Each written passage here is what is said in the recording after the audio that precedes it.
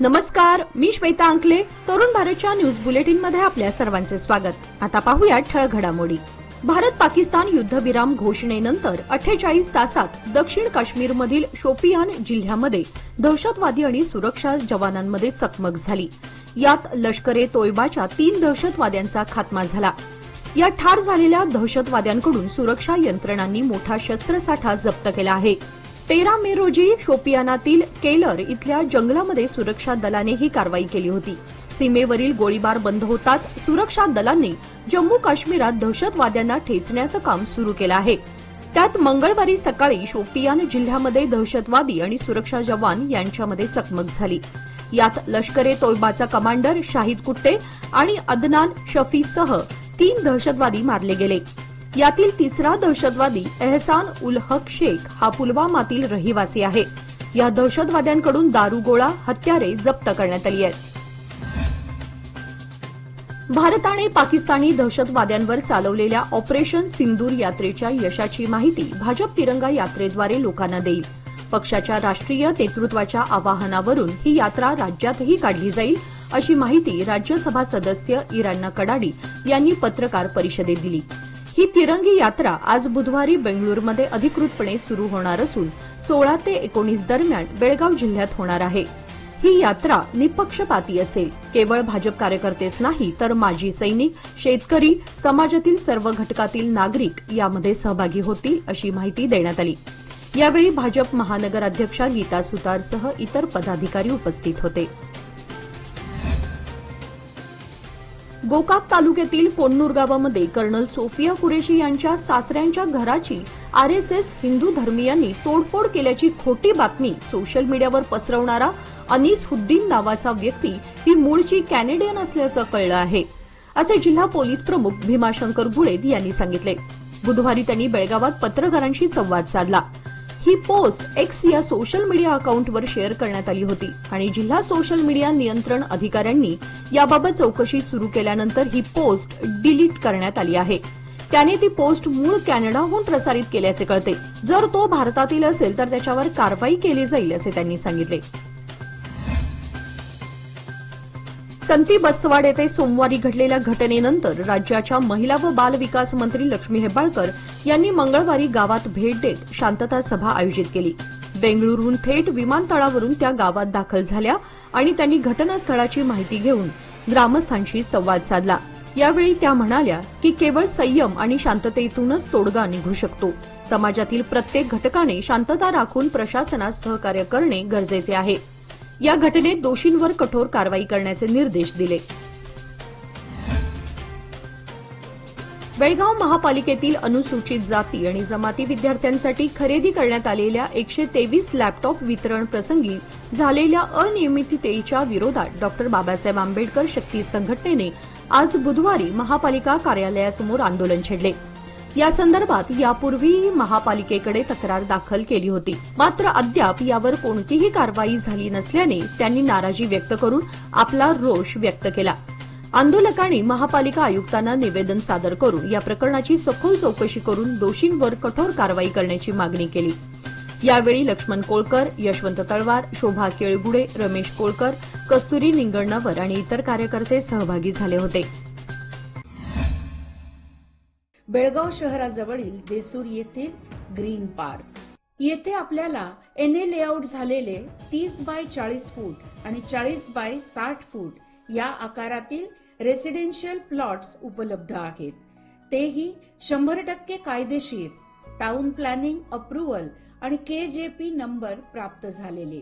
तसेच 40 फीट रुंद कॉन्क्रीटचे रस्ते, LED street lights, borewell, play area आणि भरपूर स्पेशियस पार्किंग.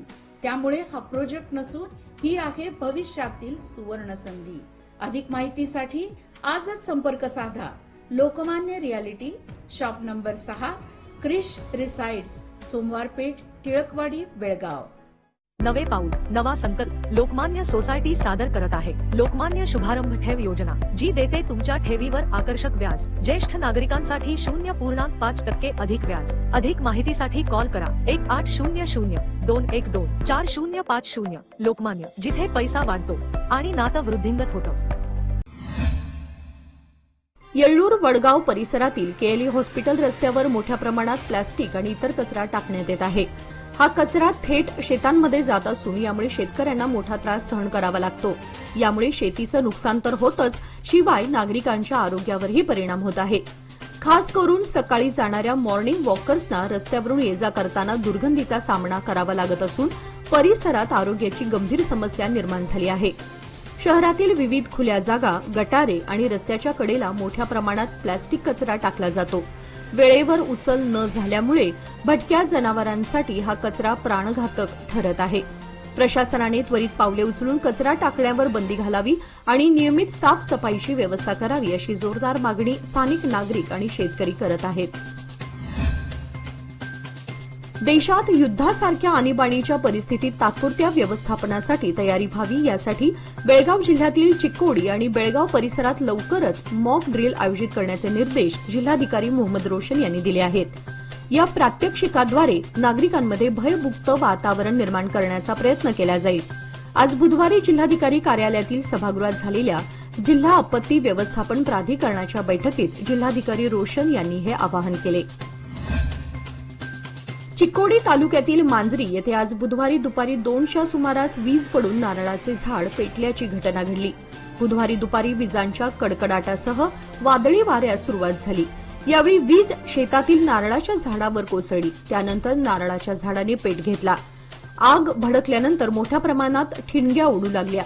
दरम्यान या नारळाच्या झाडाला आग लागलेला व्हिडिओ प्रचंड प्रमाणात व्हायरल झालाय. 12 मे रोजी जागतिक परिचारिका दिनाचे औचित्य साधून जायंट्स ग्रुप बेळगाव परिवाराने डबल रोड खासबाग येथील मलप्रभा हॉस्पिटलमधील परिचारिकांचा सन्मान केला. या कार्यक्रमात हॉस्पिटलचे डॉक्टर महांतेश वाली आणि डॉक्टर दीपा वाली यांनी परिचारिकांना शुभेच्छा दिल्या. दरम्यान 5 नर्सिंग कर्मचाऱ्यांचा शाल, श्रीफळ, मानचिन्ह, पुष्पगुच्छ व भेटवस्तू देऊन सत्कार करण्यात आला. सत्कार मूर्तींच्या वतीने करुणा कांबळे यांनी आभार मानले. कार्यक्रमाचे सूत्रसंचालन अध्यक्ष सचिन केळवेकर यांनी केले. यावेळी जायंट्स वेलफेअर फाउंडेशनचे सचिव प्रवीण त्रिवेदी, उपाध्यक्ष तानाजी शिंदे, सदस्य अभिषेक वाईंगडे, राजू अष्टेकर आदी उपस्थित होते. जिल्ह्यात पिण्याच्या पाण्याची समस्या निर्माण होऊ नये यासाठी प्रशासनाने तातडीने पावले उचलावीत असे स्पष्ट निर्देश जिल्ह्याचे पालकमंत्री सतीश जारकीहोळी यांनी दिले. काल सुवर्णसौधमध्ये पार पडलेल्या 4थ्या त्रैमासिक केडीपी प्रगती आढावा बैठकीत ते बोलत होते.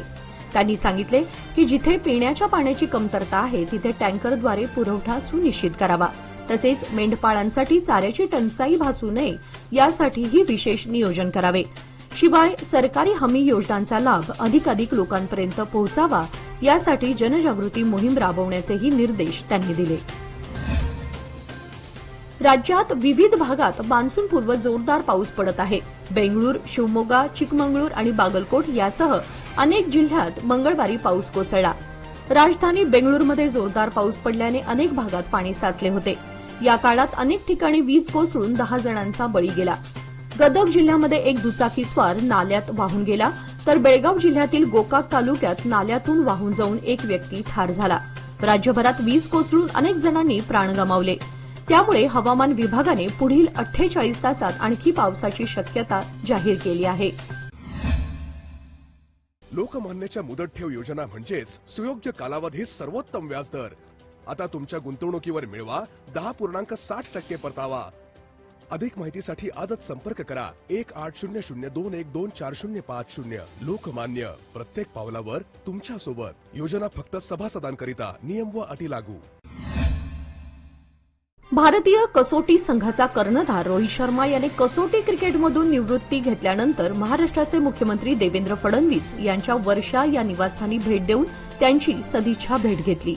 ही भेट मंगळवार दिनांक 14 मे रोजी झाली असून मुख्यमंत्री फडणवीस यांनी आपल्या सोशल मीडिया अकाउंटवर या भेटीचे फोटो शेअर करताना, माझ्या वर्षा निवासस्थानी रोहित शर्माचे स्वागत करून त्याच्याशी संवाद साधून आपल्याला खूप आनंद झाला. कसोटी क्रिकेटमधून निवृत्ती घेतल्याबद्दल त्याचे अभिनंदन आणि भविष्यातील प्रवासासाठी हार्दिक शुभेच्छा असे त्यांनी लिहिले. या भेटीदरम्यान क्रिकेटमधील अनुभव, पुढील दिशा आणि देशसेवेबद्दल चर्चा झाल्याची माहिती समोर आली आहे.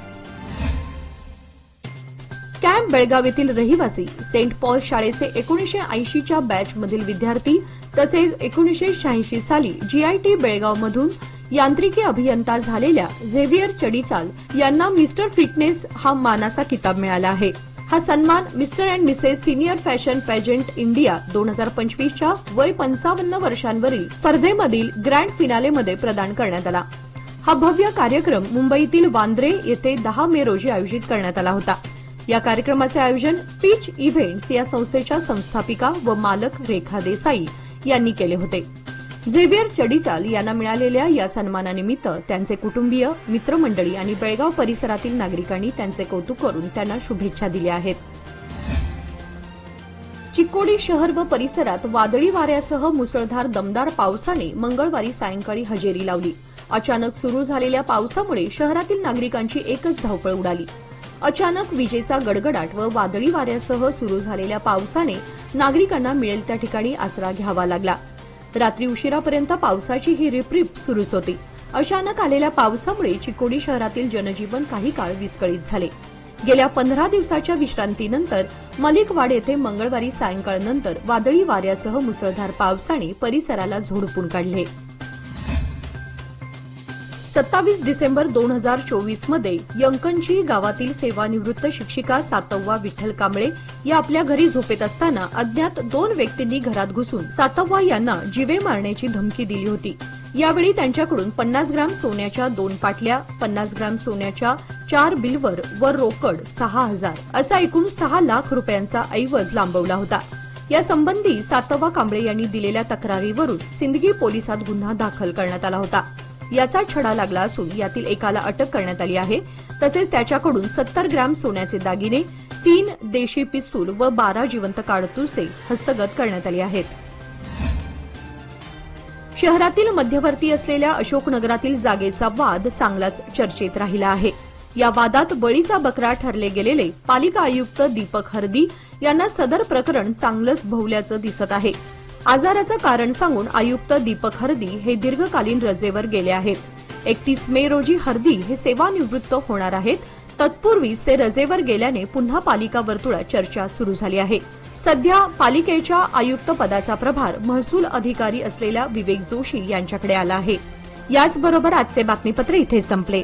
अधिक माहिती आणि ताज्या घडामोडींसाठी पाहत रहा तरुण भारत न्यूज चॅनल. तसेच आमच्या चॅनलला लाईक, शेअर आणि सबस्क्राईब करायला विसरू नका. आणि विश्वासार्ह बातम्यांसाठी दररोज वाचा दैनिक तरुण भारत. धन्यवाद.